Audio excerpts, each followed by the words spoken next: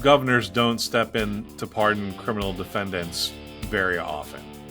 He did all of the things that we have cautioned people not to do in terms of social media. Under that circumstances, put your car in reverse and just back out of there until you can turn around. Don't ever ask to have your fate resolved by a jury if you can possibly avoid the situation to start with. This is the In Self-Defense Podcast with Don West, Steve Moses, and Sean Vincent, exploring high-profile self-defense cases and identifying the lessons learned for concealed carriers. Hey everybody, thanks for joining us. I'm Sean Vincent. This is the In Self-Defense Podcast. I'm glad you're here today. We'll be joined by Don West. He's National Trial Counsel for CCW Safe. And our friend Steve Moses. He's a well-respected firearms instructor and a CCW Safe contributor.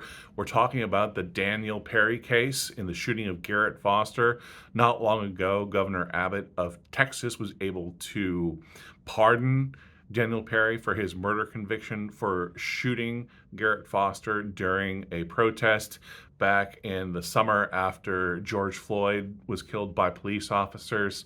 This case brings up issues of why you don't say crazy things on social media or send inflammatory or racist texts to friends and telegraph your intention to do violence, but it also brings up real foundational issues about your right to self-defense, because Daniel Perry faced a very clear and reasonable threat from Garrett Foster, who was carrying an AK-47 style rifle and was dressed in this kind of tactical gear.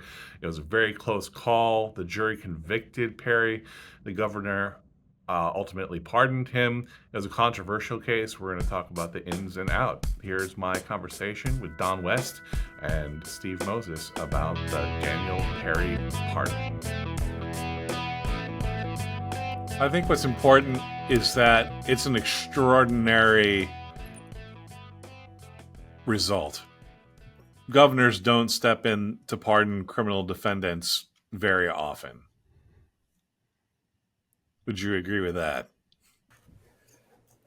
I would. Yes, I would. Yeah.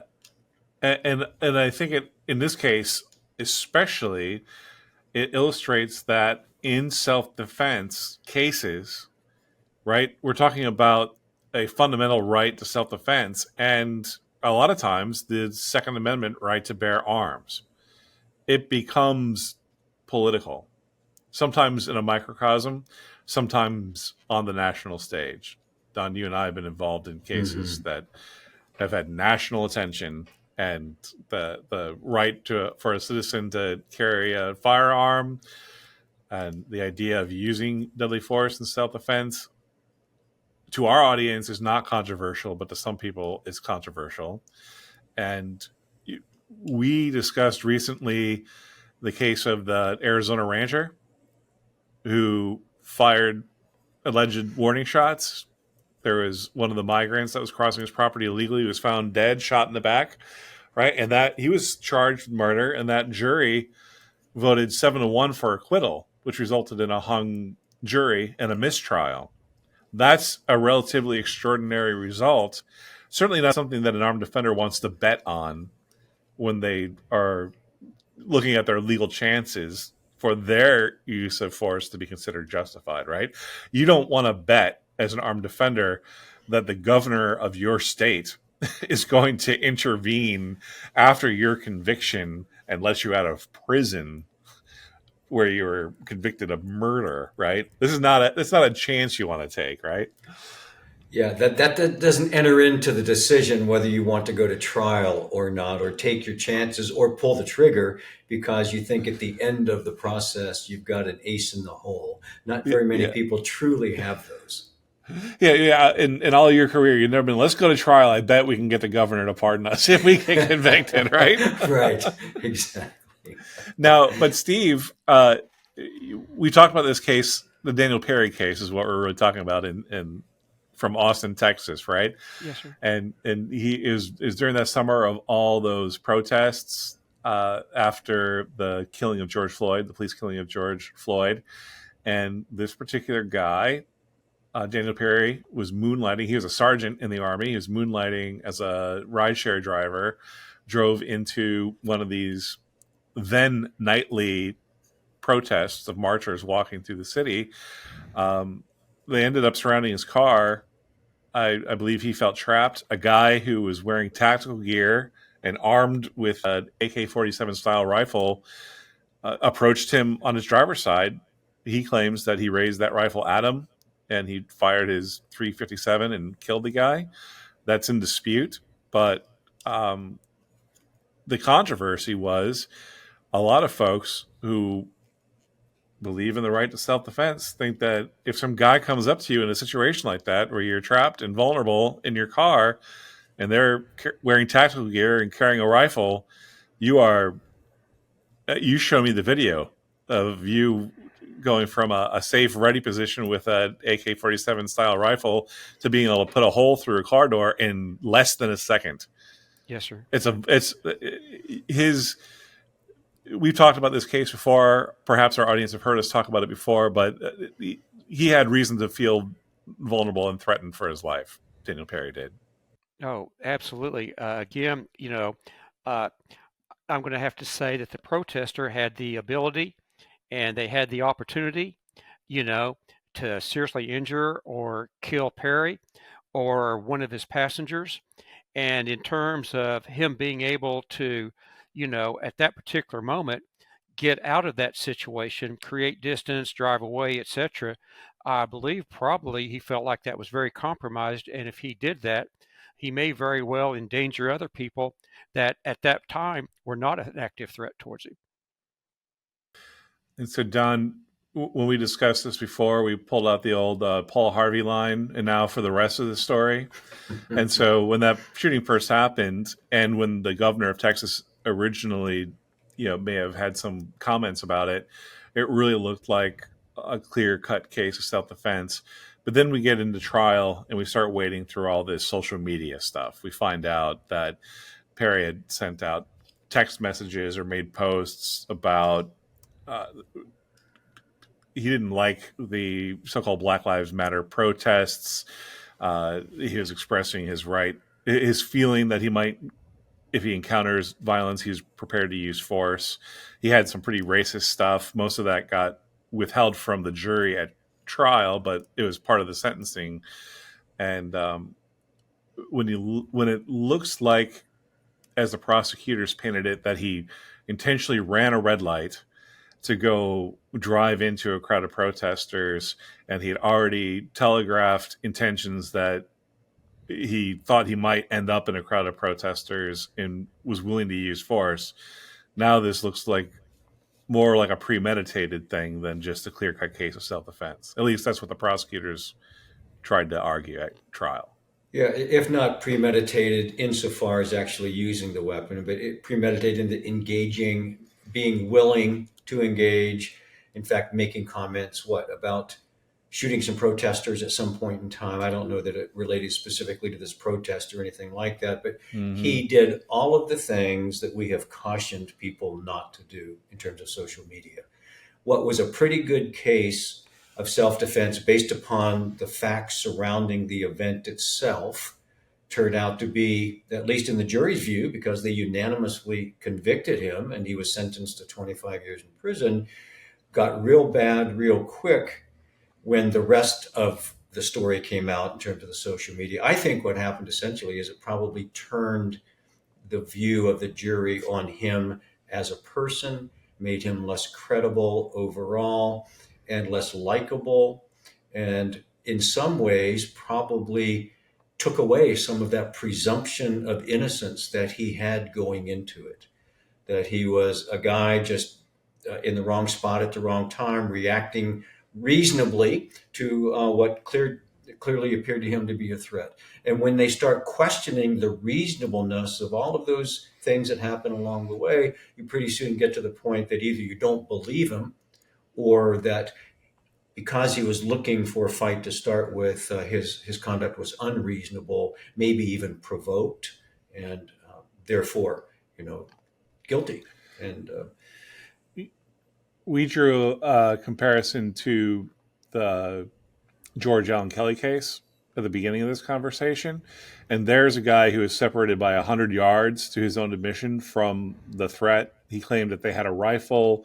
Steve, in our conversation of that, you mentioned that Kelly, if he could have found cover or concealment, he had a little time and distance there to make other choices. So, and Kelly, like Daniel Perry, had complained on texts and even published a novella that you found on Amazon Right. about having a deadly encounter or potentially deadly encounter with illegal immigrant crossing his property. So he's got that, all those things that would make you think twice about how justified he was with a shooting that on its surface seems less justified. The time and that distance and the fact that he claimed they were warning shots muddies it.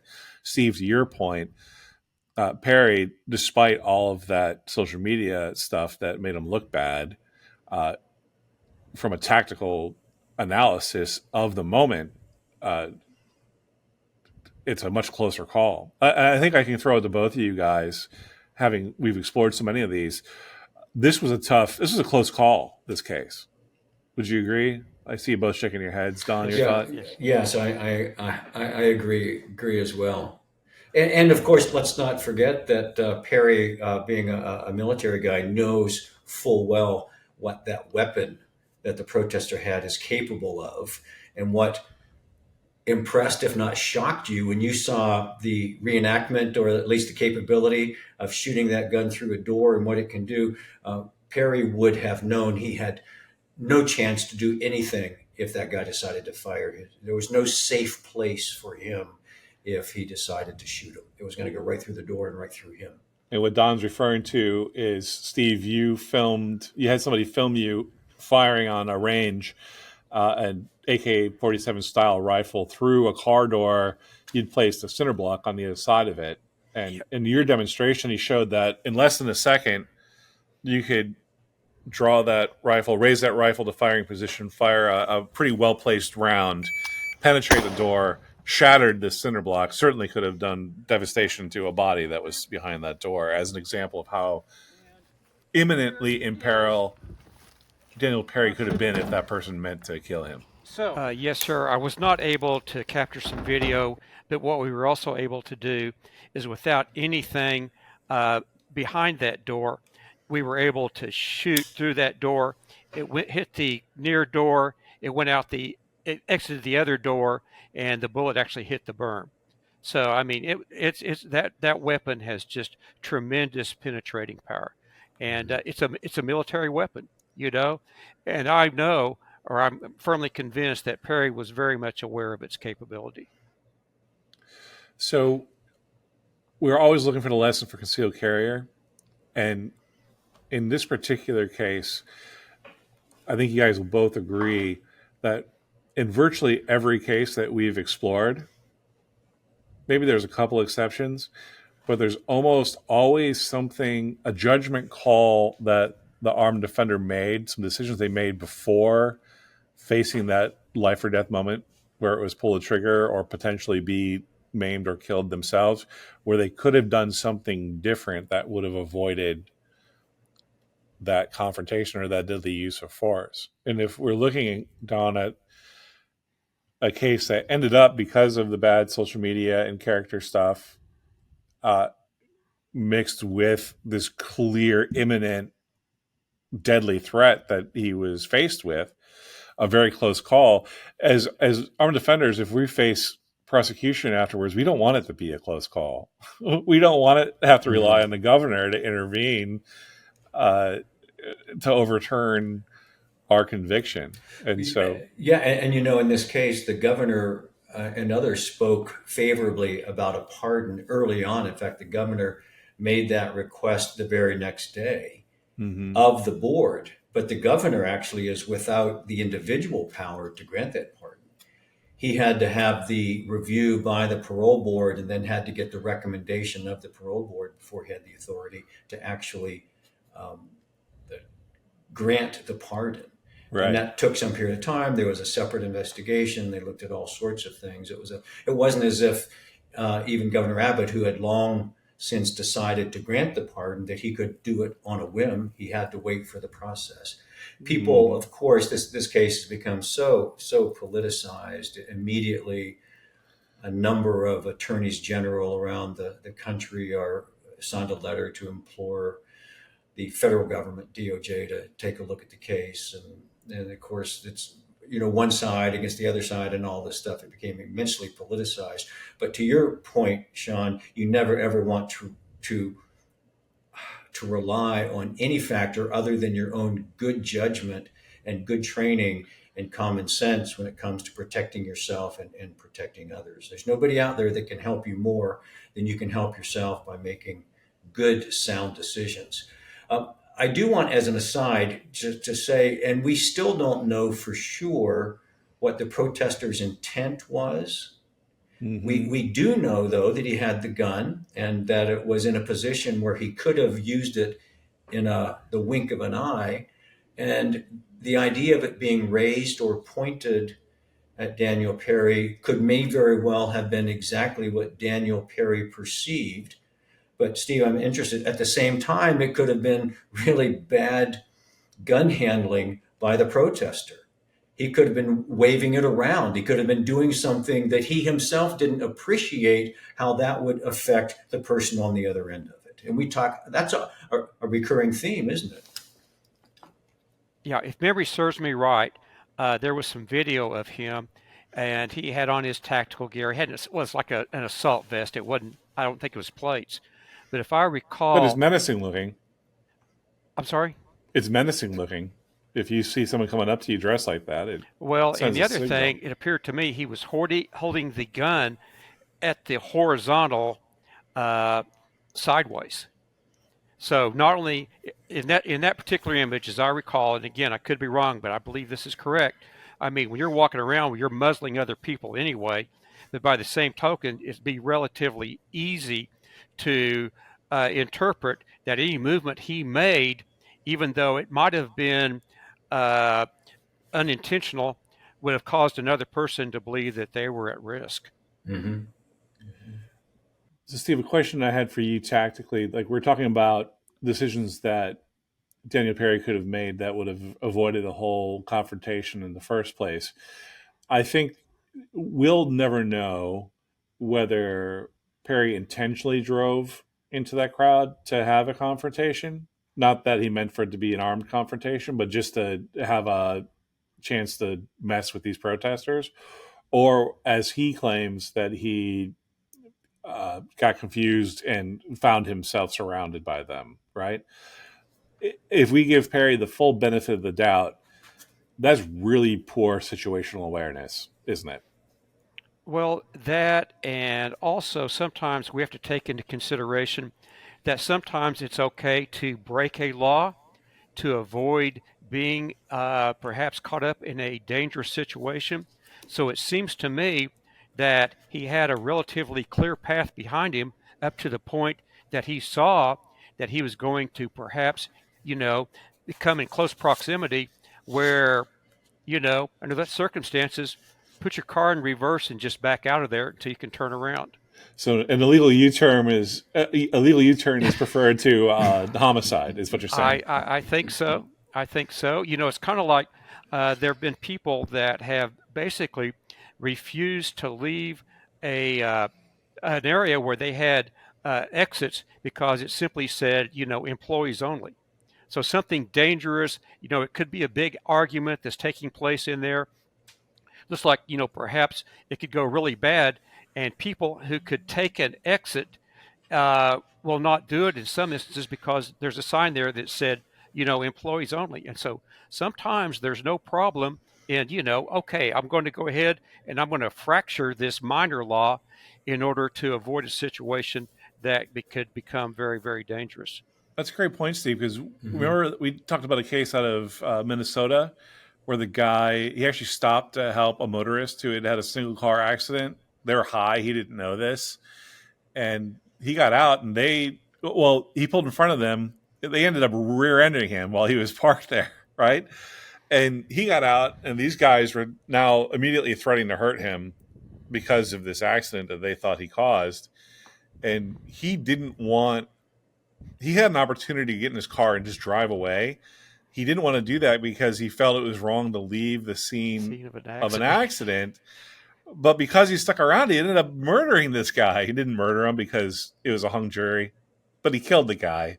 And way better to explain to a police officer why you had to pull away from the accident than why you had to shoot the guy. I guess is the lesson there, right? Absolutely. Well, that's another example of don't ever ask to have your fate resolved by a jury if you can possibly avoid the situation to start with, because he had a mistrial, as I recall. He had but two. They tried him again, right? And a mistrial. Yeah. It took him 3 times before he was acquitted.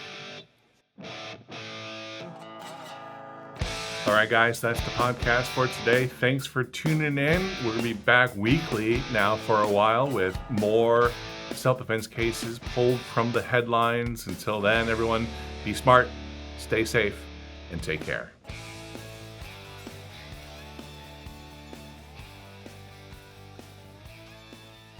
In all your career, you've never been, let's go to trial. I bet we can get the governor to pardon us if we get convicted, right? Right, exactly.